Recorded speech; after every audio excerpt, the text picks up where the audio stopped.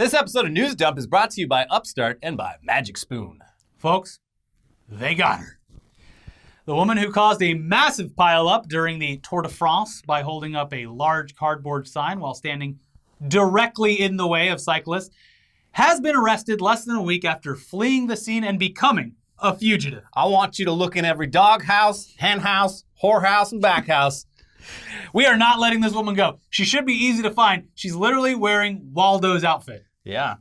So, unless there's a bunch of other people similarly dressed in a portrait on a page of a book. That is a problem. Anytime you try looking for someone wearing that outfit, you think you've got him, and then it's just like, oh, but there's a mustache. That's just an asshole with a cane. Yeah. Damn it.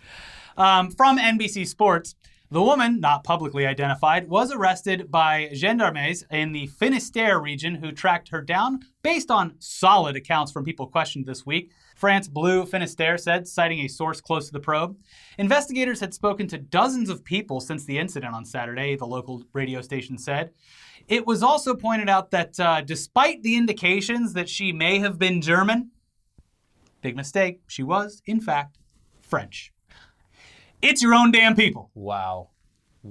Yeah, but... out here trying to start another world war, lady. Yeah. Spent the last 80 years getting over that shit, and you're coming and just stirring the pot. The fact that she's French might have had some weight in the next part of the story, though. Yeah, so after reports that she had been successfully apprehended, the Tour de France decided to withdraw its lawsuit against this French woman. Mm-hmm. They claim that the whole incident has been completely blown out of proportion. Yeah. By whom? I don't know. Yeah. From The Guardian, we are withdrawing our complaint. This story has been blown out of proportion, but we wish to remind everyone of the safety rules on the race. Tour director Christian Prudhomme said, and I'm sorry for all the... we're mispronouncing all of this. All the French people in the audience. It is a difficult, beautiful language, but difficult language to pronounce. One of the most beautiful accurately. languages, a lovely country, amazing food, art, and culture. Yeah. We're sorry. Anyway, he continued, if you come to the tour, you hold your kid, you hold your pet, and don't cross the road carelessly. And above all, you respect the riders. They're the ones worthy of live TV. Damn. So, yeah. Just, don't do it again. Please don't cause a massive pileup at our race. We sent out all our human-sniffing dogs. We had a continent-wide manhunt, but now that we found you, we just want to tell you that was bad. You shouldn't have done that. It's just like when Franz Ferdinand was killed. Blown out of proportion. Come on. He was asking for it. So, look, no justice there, but what's that? You want a little taste of justice? All right, you can have some as a treat. Robinhood, the stock and crypto trading app for millennials, which has been angering its customers as well as literally everyone on the Wall Street Bets subreddit and anyone involved in meme stocks for a few years because of outages and seemingly shady practices, has actually been hit with a massive fine. It is also now under a separate investigation for those outages that occurred in January, and it keeps running into a little bit of trouble with their IPO filing on top of everything else. But let's start with the fine that the company was forced to pay this week from CNBC. Robinhood will pay roughly $70 million in penalties for its system-wide outages and misleading communication and trading practices, the Financial Industry Regulatory Authority said Wednesday.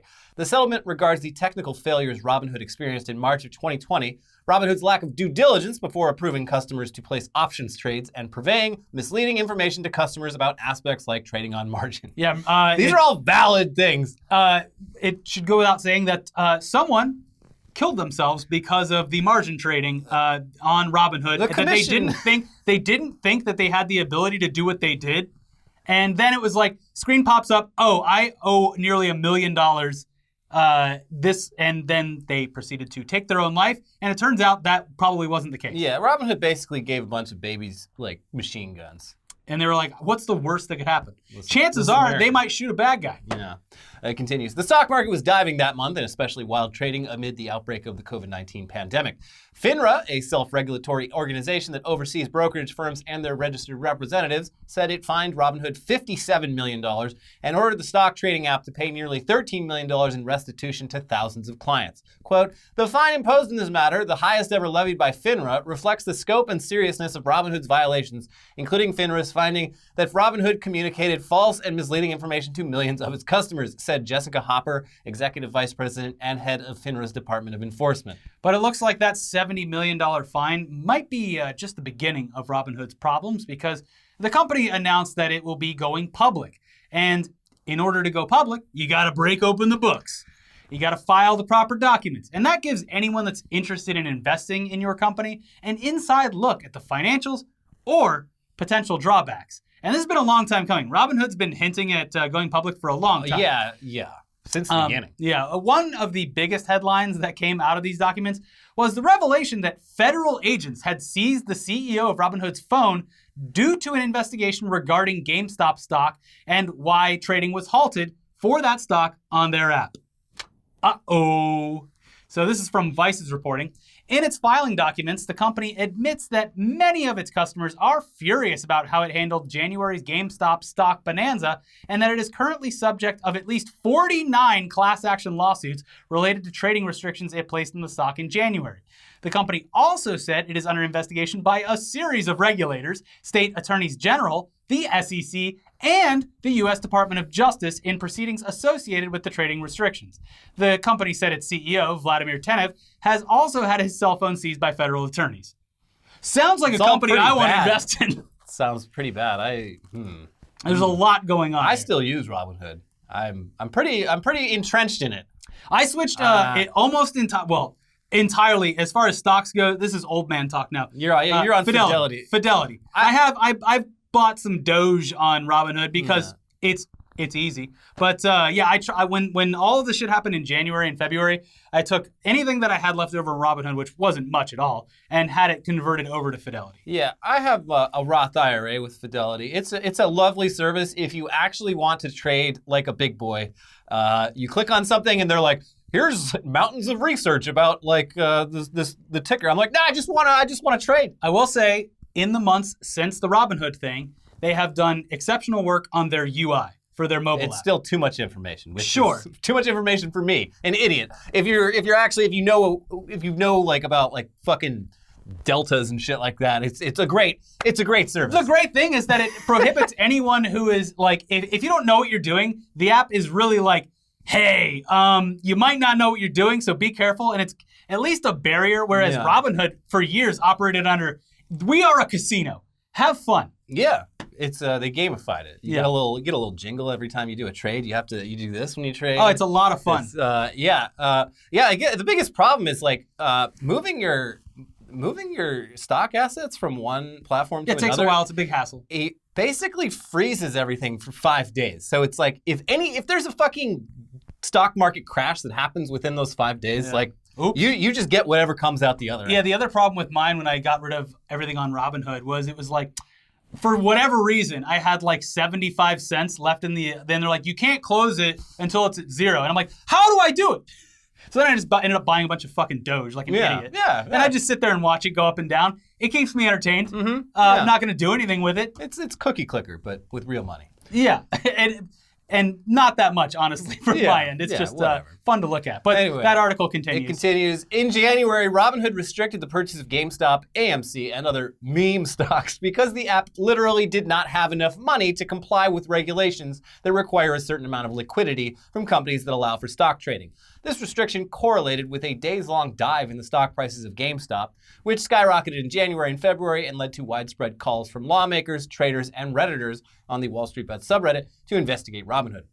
Those investigations are ongoing, according to Robinhood's S-1 filing with the SEC. In its filing, Robinhood states that the fallout from these restrictions still have the potential to be disastrous for the company. Quote, we have become aware of approximately 50 putative class actions relating to the early 2021 trading restrictions. And the company added that this has resulted in negative media attention, customer dissatisfaction, litigation, and regulatory and U.S. congressional inquiries and investigations, capital raising by us in order to lift the trading restrictions while remaining in compliance with our net capital and deposit requirements, and reputational harm. We cannot assure that similar events will not occur in the future. This is probably going to keep happening. I might do it again.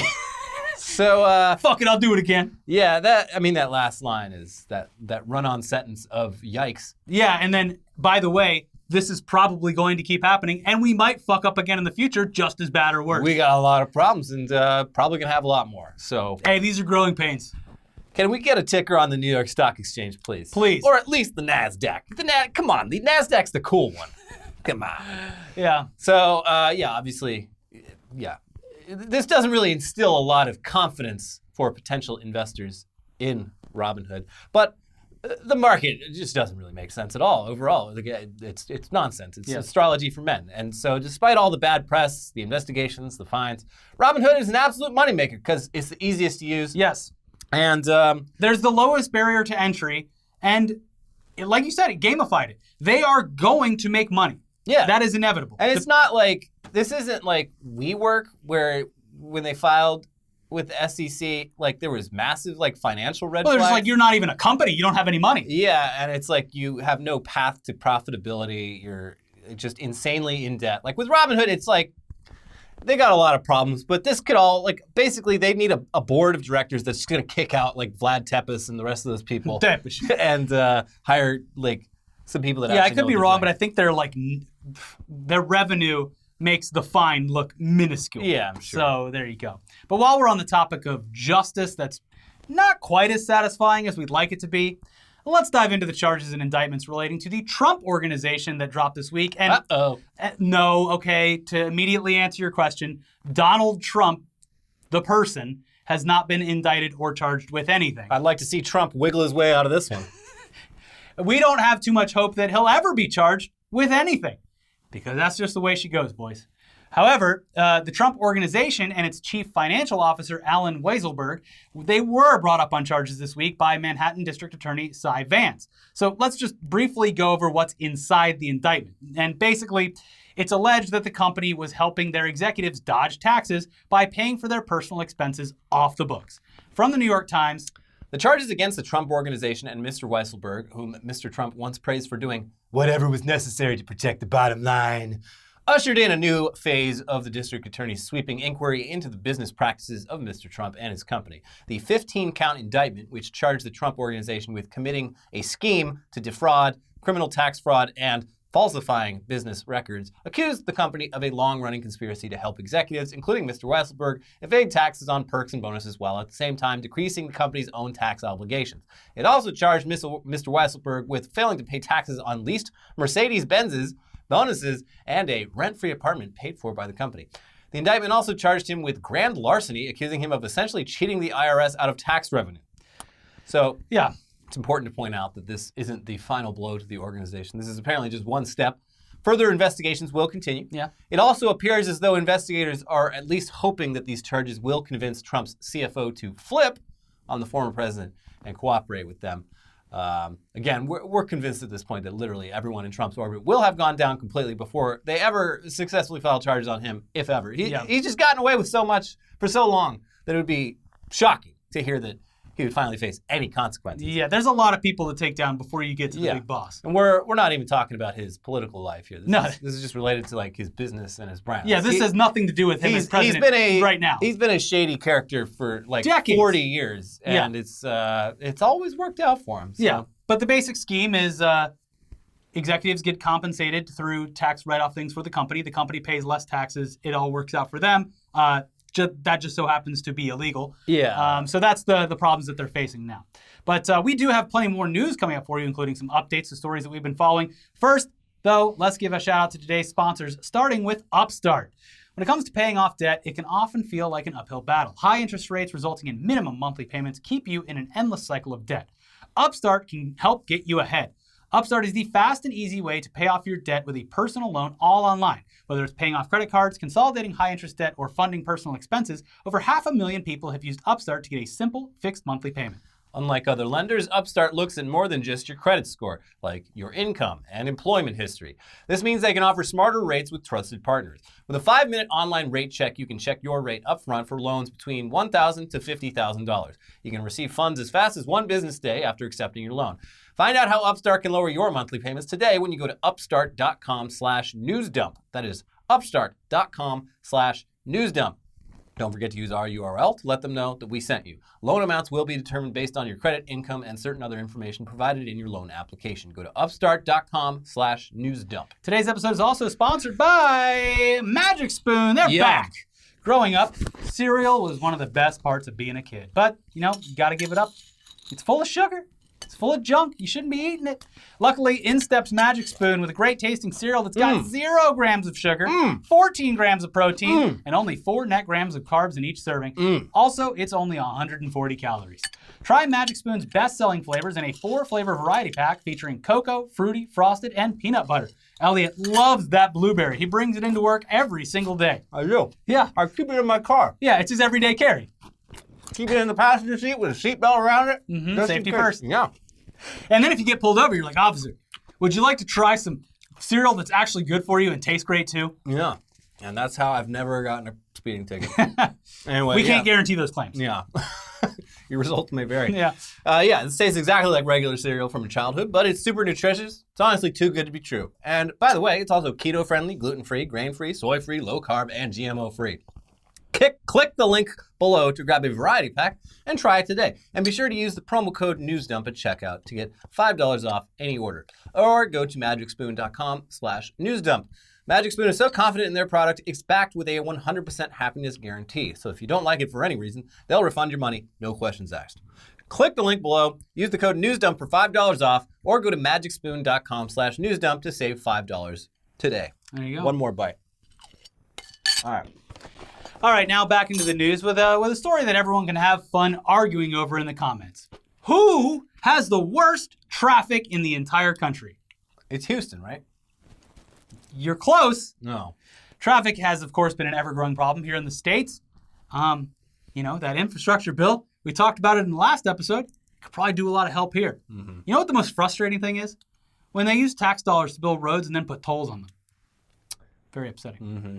Anyways, for at least the past couple of decades, Los Angeles has reigned supreme as the king of gridlock. Yeah. When I lived in West LA, that was the worst traffic I've ever lived I used to have to commute from Hollywood to Santa Monica, and I'm surprised I survived. Yeah. But this year, we have been dethroned, and a new city has been given the distinguished honor of being absolutely terrible when it comes to commuting. And right now, there's probably more than a few of you assuming that your town has made it onto the list because, let's face it, traffic sucks everywhere. But here's what's changed thanks to the 2021 Urban Mobility Report, which is covered by USA Today. The Texas A&M Transportation Institute study had ranked the Los Angeles, Long Beach, Anaheim region as the area with the country's worst traffic since 1982. Jesus. But the Institute's 2021 Urban Mobility Report showed the New York, Newark region now has the worst traffic in the nation. The rankings are based on the total amount of hours drivers were delayed. The New York, Newark region spent 494,268 hours stuck in traffic last year, while the Los Angeles, Long Beach, Anaheim had 365,543 hours of time in traffic. Yeah. It looks like we've actually been bumped down a few spots here. Mm-hmm. But the other cities topping off the list, they should come as no surprise.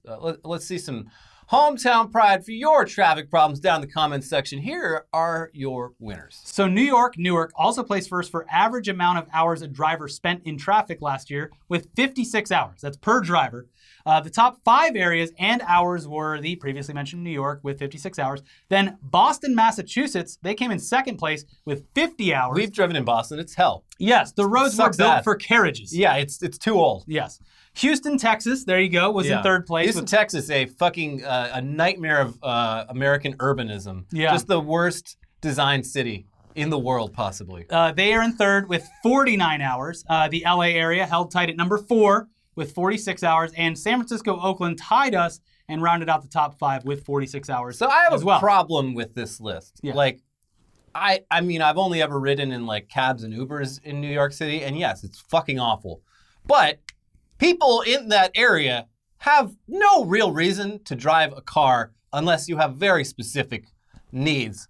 They can get around through their very good public transit system. So what I'm thinking here quite greatly is that this is based on a year with work from home, which it shouldn't vary too much because Los Angeles, New York, they're all major cities. So companies that are going to be going work from home, you would assume New York would kind of be the same as Los Angeles. That might be different. That might be why they're in the lead. But what I assume is that people are commuting outside of the city more and back into the city more just because they bought houses outside of the city or were going to stay with family or something like that.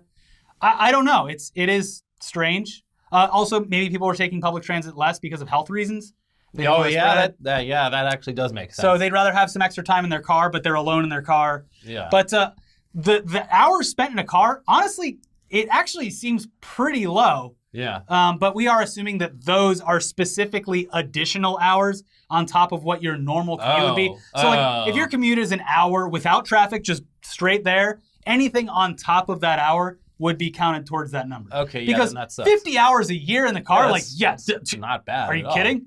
That's like 2 months here in LA. That's like a an month. hour a week. That doesn't make any sense. Yeah, it would have to. Yeah, those have to be additional hours. Yeah, and like in stopped traffic, not normal flow of traffic. Either way, it is horrifying that we're wasting precious time, our entire lives, in cars like idiots, just commuting to and from an office. Remember, by the way, to be vocal about your desires for permanent or at least flexible work from home if your profession or company allows it. Anytime we mention that, people are like, well, I can't work from home. And it's like, look, we're talking about the people who can. It actually benefits you to support this because the more people that can work from home and are given the ability to will free up the lanes for you to get back to work faster and back home faster. I've seen anecdotes on Twitter. I don't know how true they are, but just like companies, people being like, my company just announced they're ending work from home, and like 10 people just quit. Like instantly. There's been numerous reports about people quitting and moving careers simply because other companies are hiring and specifically for work from home rules, even if they are technically making less. Yeah. Because let's say you take like, however much percentage of your pay cut, but you're saving 40 hours a week of, I'm not talking about in traffic, but just if there's no traffic, 40 hours a week driving all over the place. Yeah, I mean, I've been obviously 40 hours a month. Well, obviously with this job, I'm very lucky because we are blessed. But like even when I've had jobs in LA, I've never had like that crazy of a commute. But I've known people who've had to drive like 20 miles through LA, which that can be up to like 90 minutes, 2 hours each way. Yes. And like, yeah, if I had to do that, and then I had a year where I could wake up an hour later and just have all this extra time on my hands. I would never go back to that shit. Go for a jog. I would tell them to fuck right off with that. Yes. And especially because it's been proven, I haven't seen a single report that productivity went down. It's entirely about control. Yes. And it's about control and making workers feel not too comfortable in their position. And also a bunch of middle managers trying to hold on to their jobs. Yeah, management is mostly bullshit.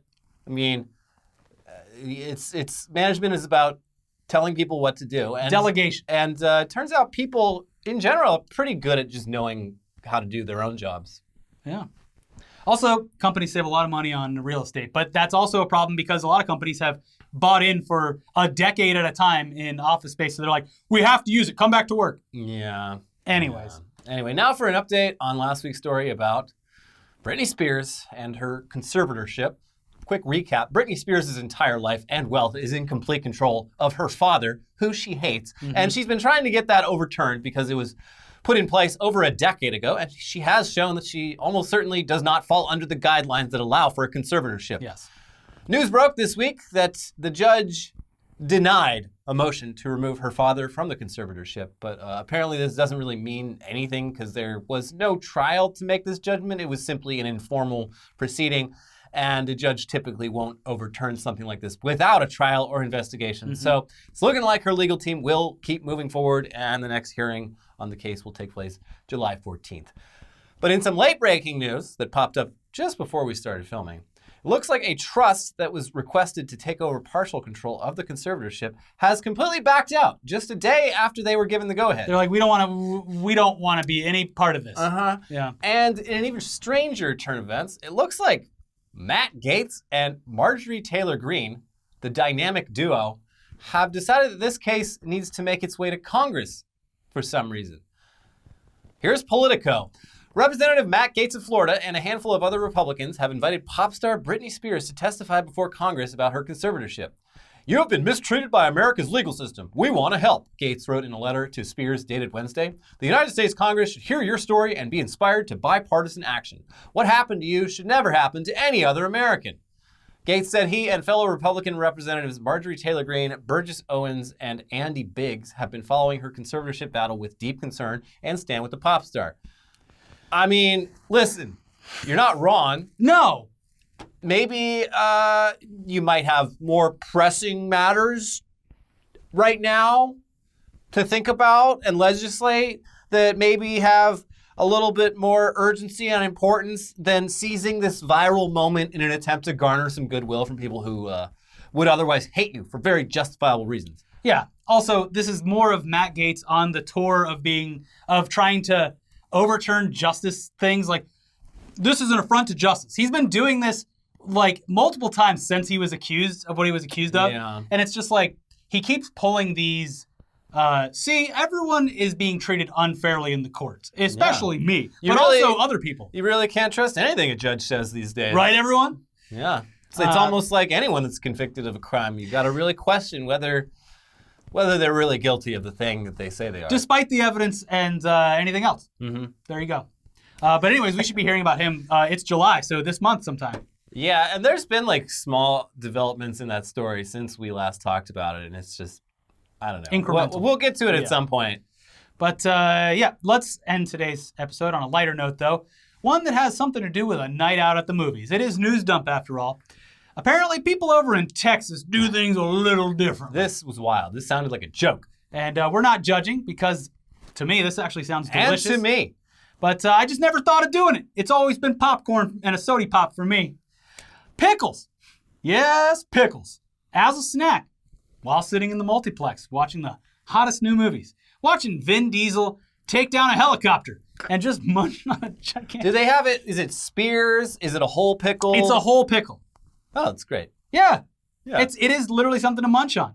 I love pickles. I love pickles. They have the same salty sort of, it gives you the salt that your body wants some of, maybe not as much as you're giving it. Yeah. I mean, I love pickles. My wife hates them, but more pickles for you. More pickles for me. That's what I say. The next time I go to see a movie, I'm going to do this just because it actually sounds delicious. Just smuggle in one of those gas station pickles that comes in the bag. Yeah, that's what they're talking about. Oh. Bagged pickles.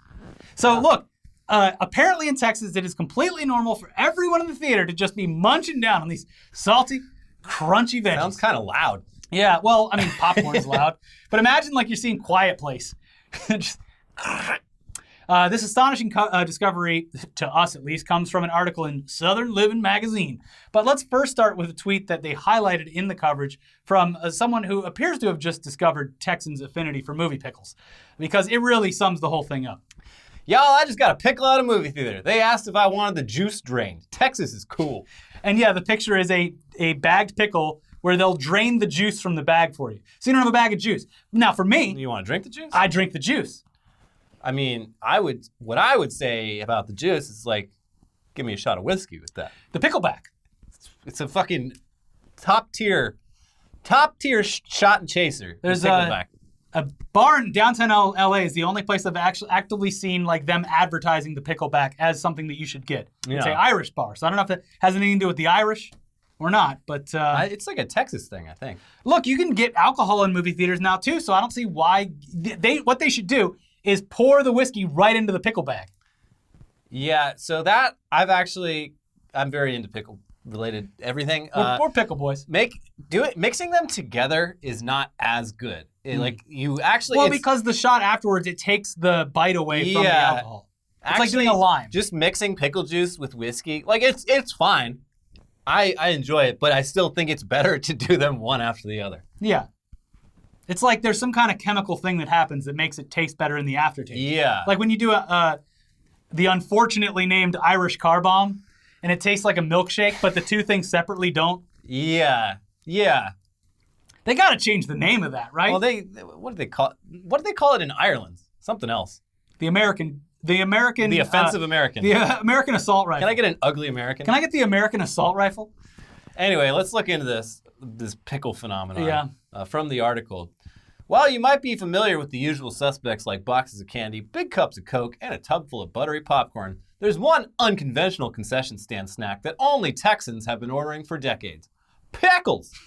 They've been known to lovingly refer to them as movie theater pickles, and many Texans are actually surprised to find out that no one else in the country really knows about the popular movie theater menu item. In fact, those who move away from the Lone Star State might not realize until they ask for one at their new local movie theater and probably get stared at like an alien. Yeah. Hey, You guys got any pickles? get a large Coke, some Mike and Ike's, and get one large pickle, spicy if you got them. An entire dill pickle, please. Get the fuck out of here. But I love that this like Southern Living magazine or whatever. It seems like they're writing an expose on like a foreign country's like weird shit, but it's just Texas. Yeah, it's like, hey, you go to Europe, they're not going to put ice in your soda when you order. Also, it's this big. Yeah. This is a large. And then there's no free refills. Yeah. And also, in every other state except for Texas, they don't sell pickles in movie theaters. So just be ready for that kind of culture shock. And if you go to Texas, don't offend anyone by reacting negatively to the pickles. They take their pickles very seriously. So yeah, the people of Texas have changed the game again. Anyways, this news has us curious. After you're done arguing about who has the worst traffic problems in the comments, let us know if there are any regionally specific snack foods that you have when you go out to the theater. I feel like I don't want to pinpoint where it is, but someone puts like chocolate and shit on top of their popcorn. Like I might be making this up. I swear I've seen it. They'll order a chocolate bar and put chocolate on top and it'll melt with the heat of the popcorn. There are people that pour their candy into the bowl of popcorn and mix it up. I mean, it's all flavors your mouth likes, I guess. Yeah. I can see it working. Like butter and salt kind of go with anything. I remember when you tried, you were in Georgia for my wedding and you're like, fuck it, let's put peanuts in this Coca-Cola. Yeah, I liked it. I mean, I don't know why it's so popular, but it wasn't bad. It's like, I think it's just it's the same thing with any, like a creme brulee. It's like the salty with the sweet. Not creme brulee, but like a sea salt chocolate. Yeah, I was like, it's fine, I guess. I don't know. I've never done it since then. But boy, you ain't doing it right unless you put your peanuts in that Coca-Cola. Yeah. Yeah. Anyways, that's it for this week's episode of News Dump. Stay tuned for a new episode of Weekly Weird News. But in the meantime, watch if you can handle it, our most recent episode of Tech News Day, where we come to terms with the fact that we're all doomed. Yeah. And then a more joyful episode about sealing your mouth shut because you're fat. Bye. Bye.